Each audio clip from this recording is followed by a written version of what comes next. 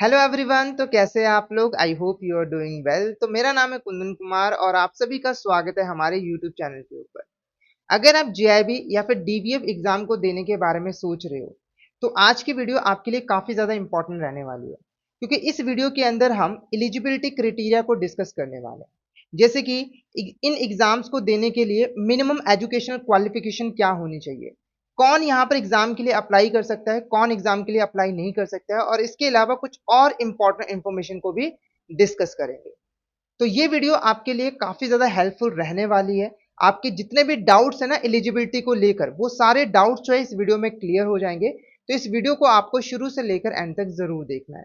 आज के टॉपिक को स्टार्ट करने से पहले मैं आपको बता दूं कि इस वीडियो के डिस्क्रिप्शन बॉक्स में आपको हमारी ना कुछ ई बुक्स मिल जाएंगी।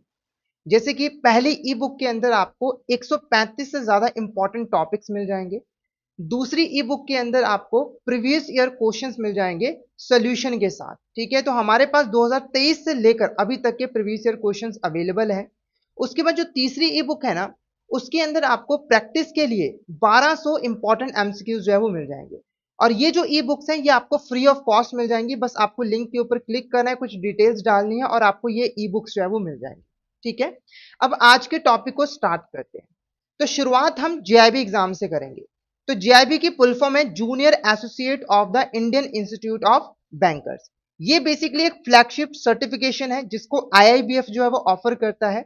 इस सर्टिफिकेशन को ऑफर करने का जो मेन पर्पस है आईआईबीएफ का वो यही है कि हमारे देश के अंदर जो बैंकिंग प्रोफेशनल्स है ना, उसकी जो बैंकिंग और फाइनेंशियल नॉलेज है उसको यहां पर इंक्रीज किया जाए। ठीक है, तो जीआईबी को ऑफर कौन करता है? Indian institute of banking and finance.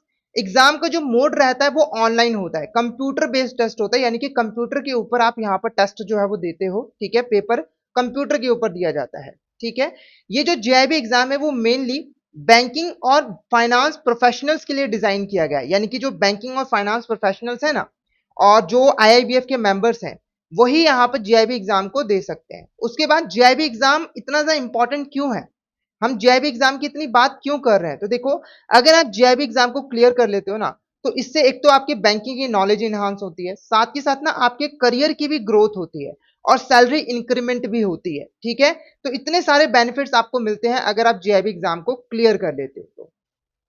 अब बात करेंगे जीआईबी एलिजिबिलिटी की। तो देखो, सबसे पहले अगर आप जीआईबी एग्जाम देना चाहते हो तो आपको ना आईआईबीएफ का ऑर्डिनरी मेंबर होना जरूरी है। ठीक है, देखो आईआईबीएफ के अंदर जो मेंबरशिप है ना वो दो तरह की है, एक है ऑर्डिनरी मेंबर और एक है इंस्टीट्यूशनल मेंबर। ठीक है, तो देखो जो बैंक्स हैं है ना, जिसके अंदर आप काम करते हो, ये जो बैंक्स हैं ये आईआईबीएफ के मेंबर हैं और ये इंस्टीट्यूशनल मेंबर हैं। ठीक है, और बैंक के अंदर आप जब काम करते हो, जैसे आप बैंक के एम्प्लॉय हो, ठीक है, तो आप आते हो ऑर्डिनरी मेंबर के कैटेगरी में। ठीक है, तो अगर आप जीआईबी एग्जाम को देना चाहते हो, सबसे पहले तो आप आईआईबीएफ के ऑर्डिनरी मेंबर होने चाहिए। उसके बाद जिस बैंक के अंदर आप काम कर रहे हो या फिर जिस फाइनेंशियल इंस्टीट्यूशन के अंदर आप काम कर रहे हो, वो आईआईबीएफ की इंस्टीट्यूशनल मेंबर जो है वो होनी चाहिए। ठीक है, अगर ये दो फंडामेंटल कंडीशंस फुलफिल होंगी तभी आप जीआईबी एग्जाम के लिए जो है वो एलिजिबल होंगे। ठीक है, उसके बाद बात करेंगे एजुकेशनल क्वालिफिकेशन की, कि भाई आपकी पढ़ाई कितनी होनी चाहिए। तो देखो, सबसे पहले तो अगर आप 12th पास हो, ठीक है, या फिर 12th पास के इक्वल आपने कोई कोर्स किया हुआ है, कोई डिप्लोमा किया हुआ है, तो आप जीआईबी एग्जाम के लिए एलिजिबल हो। यानी कि बहुत ही बेसिक सी यहाँ पर रिक्वायरमेंट है कि 12वीं पास होनी चाहिए। उसके बाद यहाँ पर कोई भी मिनिमम परसेंटेज का क्राइटेरिया नहीं है।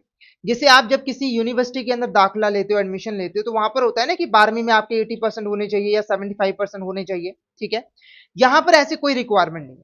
अगर आपने 12वीं पास की हुई है, ठीक है, या फिर उसके इक्विवेलेंट कोई डिप्लोमा किया हुआ है, तो आप जीआईबी एग्जाम दे सकते हो। ठीक है, उसके बाद आपकी स्ट्रीम कोई भी हो, चाहे आपने साइंस से पढ़ाई की हुई है, चाहे कॉमर्स से की हुई है, चाहे आर्ट्स से की हुई है, तो आप जीआईबी एग्जाम के लिए एलिजिबल हो। ठीक है, अगर आपने सिर्फ यहाँ पर डिप्लोमा किया हुआ है और ये जो डिप्लोमा है वो 12वीं के इक्वल है ना, तो भी आप जीआईबी एग्जाम जो है वो दे सकते हो। उसके बाद कोई अपर एजुकेशन लिमिट नहीं लगाई गई है, यानी कि अगर आप ग्रेजुएट हो, एमबीए हो, सीए हो, पोस्ट ग्रेजुएट हो, है ना, तो आप जीआईबी एग्जाम के लिए अप्लाई जो है वो कर सकते हो।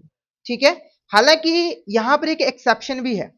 जैसे मान के चलिए अगर कोई बैंक का एम्प्लॉय है, ठीक है, जो कि क्लर्क है या फिर सुपरवाइजर है ना, और उसके यहाँ पर 12वीं पास नहीं है, उसने 12वीं पास नहीं की हुई है, तो उसके लिए एक रिलैक्सेशन दी गई है। अगर यहाँ पर बैंक का मैनेजर या फिर ऑफिसर इंचार्ज वो रेकमेंड करता है कि भाई ये जो बंदा है जिसकी 12वीं पास नहीं है ना, वो जीआईबी एग्जाम दे सकता है, तो यहाँ पर जो आईआईबीएफ है वो इन एम्प्लॉय को अलाउ कर सकते हैं। पर ध्यान रखना है कि जो एम्प्लॉय है वो क्लैरिकल सुपरवाइजरी कार्डर के अंदर जो है वो होना चाहिए, तभी वो यहाँ पर एग्जाम जो है वो दे सकता है, अदरवाइज नहीं दे सकता है। ठीक है।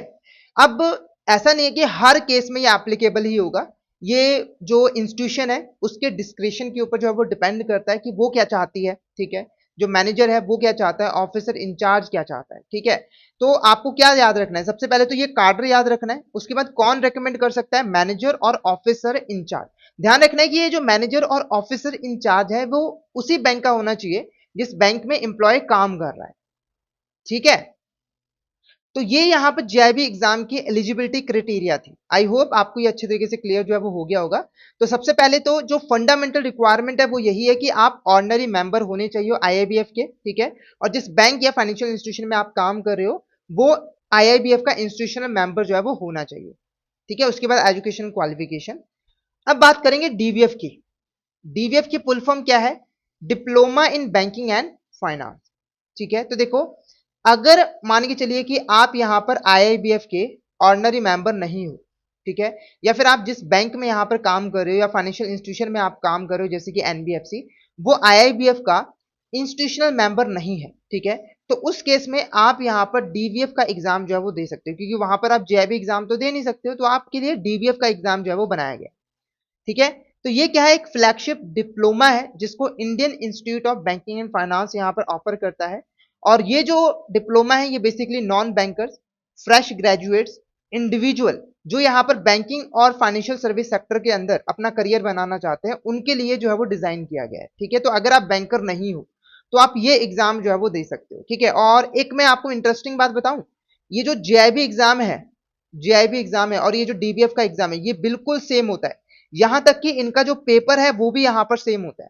ठीक है, जैसे मान के चलिए 9 मई को पेपर है ना, तो पेपर एक ही बनेगा, पेपर एक ही बनेगा। अगर आप मान लो कि आ, आप बैंकर हो तो आप जब पेपर दोगे तो वो जेआईबी का पेपर माना जाएगा, और अगर आप नॉन बैंकर हो, ठीक है, और आप वही सेम पेपर देते हो तो वो डीबीएफ का एग्जाम जो है वो माना जाएगा। ठीक है, सब कुछ सेम होता है, क्वेश्चन पेपर सेम होता है, एग्जाम की डेट सेम होती है, सेंटर सेम होता है, शिफ्ट सेम होता है, सब कुछ सेम होता है। बस अगर आप बैंकर हो तो वो जेआईबी एग्जाम की कैटेगरी में आ जाता है, और नॉन बैंकर हो तो वो डीवीएफ एग्जाम की कैटेगरी में आ जाता है। ठीक है, इसको कौन ऑफर करता है, Indian institute of banking and finance. Exam का मोड भी बिल्कुल सेम होता है, कंप्यूटर बेस्ड टेस्ट जो है वो होता है। उसके बाद अगर बात करें एलिजिबल कैंडिडेट्स की तो वो है एस्पायरिंग बैंकर्स, जो बैंकर्स बनना चाहते हैं, स्टूडेंट्स और यहाँ पर बैंक स्टाफ। अगर मान के चलिए कोई ऐसा बैंक है जो कि आईआईबीएफ का इंस्टीट्यूशनल मेंबर नहीं है ना, तो उसका जो स्टाफ है वो जेआईबी एग्जाम नहीं दे सकता है, वो फिर डीवीएफ का एग्जाम देगा। ठीक है, और इसको नेशनली रिकॉग्नाइज किया जाता है आईआईबीएफ के द्वारा। अगर हम डीवीएफ की एलिजिबिलिटी की बात करें, भाई एलिजिबिलिटी क्या है ना, तो देखो वही सेम एलिजिबिलिटी है कि 12वीं पास होनी चाहिए या फिर उसके इक्विवेलेंट कोई आपने कोर्स या फिर डिप्लोमा किया होना चाहिए।